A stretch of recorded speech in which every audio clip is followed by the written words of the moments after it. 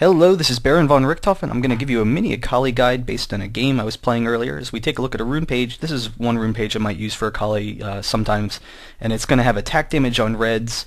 Your quints are going to be flat ability power, your blues are going to be ability power per level, and your yellows are going to be health per level. Now this will allow you to get both of Akali's passives very early in the game. Her Twin Discipline passive, when you have 20 ability power, then you're going to have bonus damage to your attacks, and when you have 10 attack damage, then you're going to have spell vamp on all of your abilities. So it's really important to get it up there early. It'll give you some bonus damage and nice lane sustain. This is the rune page that I'm actually using for this game, and I will have the reds are still going to be attack damage because it's kind of harder to itemize for damage early in the game.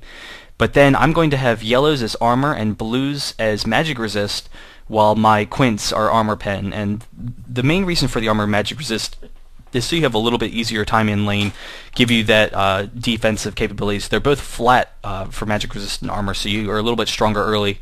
My masteries are going to be 21, 6, and 3, really important to get that damage, and then also by going 21 into the offense, it will allow you to hit one of your twin disciplines from the attack damage earlier. Laning Akali, basically you want to be passive. Yes, Akali is a killer. I mean, that's what she is. She's a high damage burst assassin. She's really strong in lane, and then as team fights kind of break down, if you can get the enemy into a disorganized kind of manner where they can't focus you down, then you can just jump around and kill everyone basically. So she really does have that fantastic damage output. But generally speaking, in lane, you want to be passive and just kind of farm up. I'll throw my Qs whenever I can, but I'm not going to chase after him to try and get extra damage or go for a kill or something. Now, you will see I am kind of forcing Sion to waste his mana very early.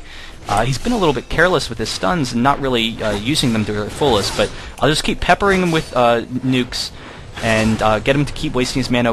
But meantime, I'm really just worried about farming, and that's all I really want to worry about.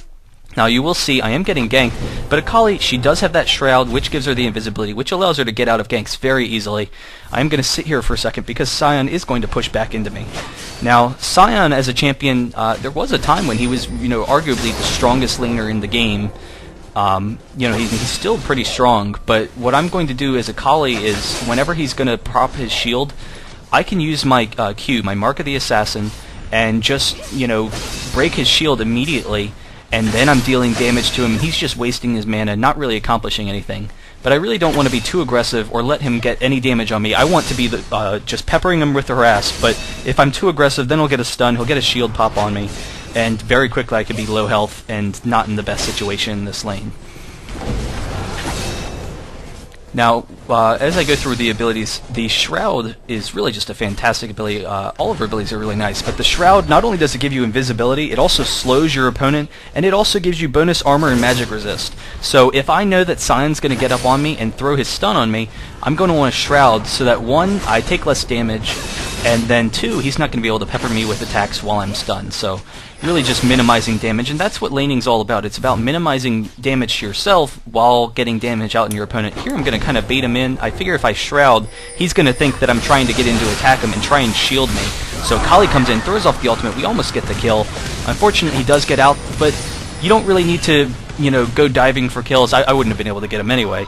But, just play conservatively, and kills will come from smart play. So I do get a ward and some health potions so that I can keep vision for ganks and, be able to get that Shroud up when I need to. Here I'm going to trade a little bit of damage with Sion because I know that, he can't reciprocate as easily, and then I've also got the Hex Tech, so I'm going to be able to spell vamp my way back up. I did take a little bit too much damage, but he's all out of mana and he's out of health too, so I'm really in a strong position in this lane because Akali uses energy as opposed to mana.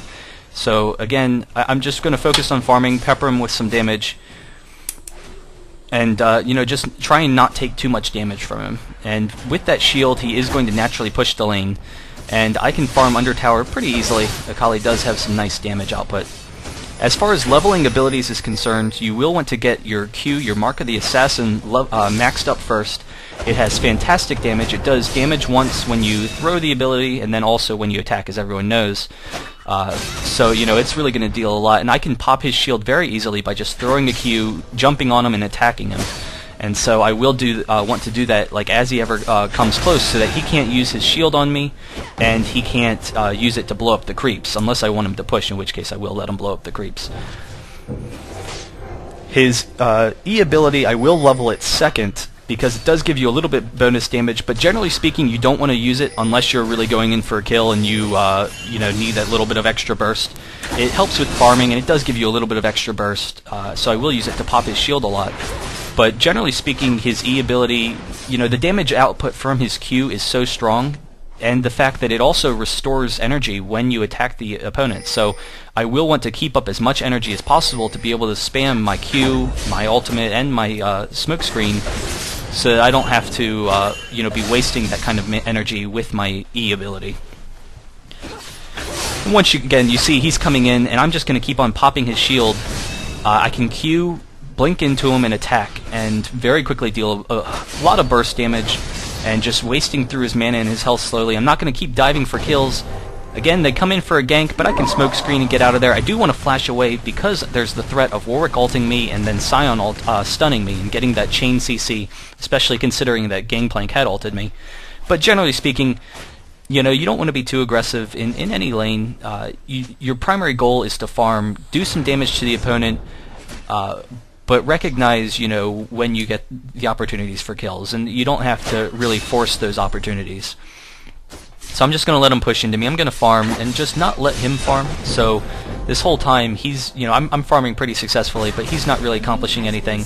And as I get some items, or maybe he puts himself in a poor position, then the kills will start coming, and maybe I'll start running around and helping my team out some.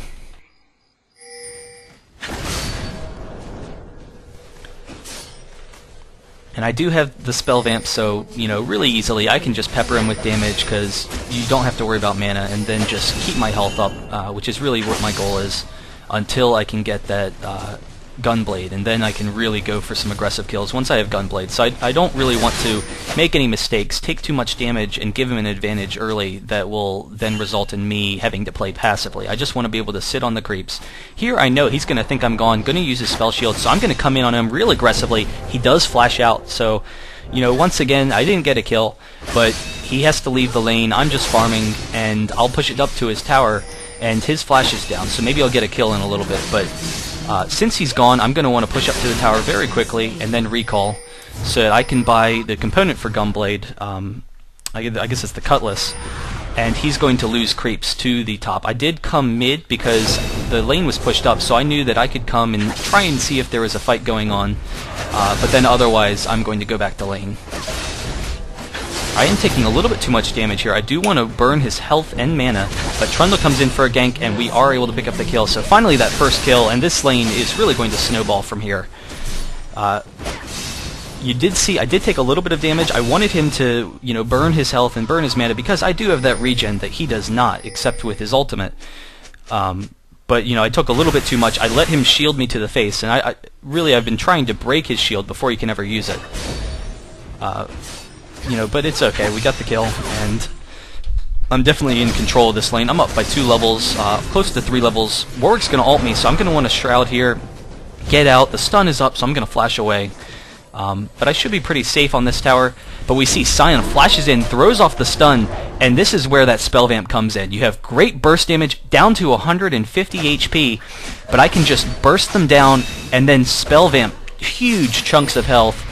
Really just awesome, to see an Akali in action when people are diving her, because you have that sustain with that spell vamp, and you saw I went from 150 up to almost 500 very quickly with that burst, and able to pick up the double kill. So now I'm definitely in control of this lane. I'm definitely ready to get some kills. I'm pretty farmed at this point. I think I'm at around 150 CS at the 20-minute mark. We are going to push down the tower, so you definitely want to aggressively push down towers and stuff like that when people aren't there. And then I'm actually going to continue pushing this, because we do see there are 3 people bottom. There's actually 4 bot, so there's Alistar, everyone's bot, but we see Sion coming up through the jungle, and by that aggressive pushing we can bait him up here to try and defend his lane and pick up another kill. Generally, as the game progresses, I would want wards in that top jungle to still be aggressive, but coming down, moving over, pick up some kills very easily with your burst damage, and just the fact that you can put yourself into a strong position as Akali, getting those items and just playing safely, not just farming successfully. And so our team is definitely in control here. These kills are going to allow us to come take Baron. We're actually going to go do Dragon, actually. Definitely a smart decision. Whenever you get any kills on the opponent, you really want to make sure that you're taking further advantage, get Dragon, get a tower or something. But then I'm just going to come back up, farm top some more, and push up the lane. And then after I push a little bit, I'll regroup with my team, since there is kind of a fight going on mid.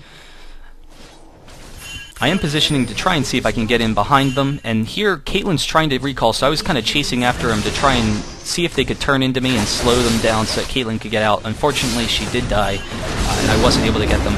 But here, the Sona, beautiful ult, and with this disruption, once they can't focus you, you can just run around picking up kills. And Sona and Cass with their ults, and then Cass with her damage, really some easy kills for Akali. And if the opponent doesn't have oracles, if they haven't gotten it yet, then you can be really aggressive, jumping into the enemy and then throw down your smoke screen, and then just pop in and out. And that's what Akali is. She's you have that great burst damage, but you want to use that survivability with her blinks and with her smoke screen to just pop in and out for kills. And here, just because of how much damage output I have, I am going to chase and get another kill, and we're going to just continue pushing because we know we are so much stronger than the enemy now. So Caitlyn, with her great range attack on the tower, is going to be able to get this. She does throw off the ultimate, so I do recognize that I'm very close to a kill, and I'm going to jump in for the kill. The Q went off, and you see it is going to pick up the kill, and there it goes. She had like 5 health after my ultimate, and that Q is going to pick up that kill. We are going to push this tower down, but this game has snowballed out of control.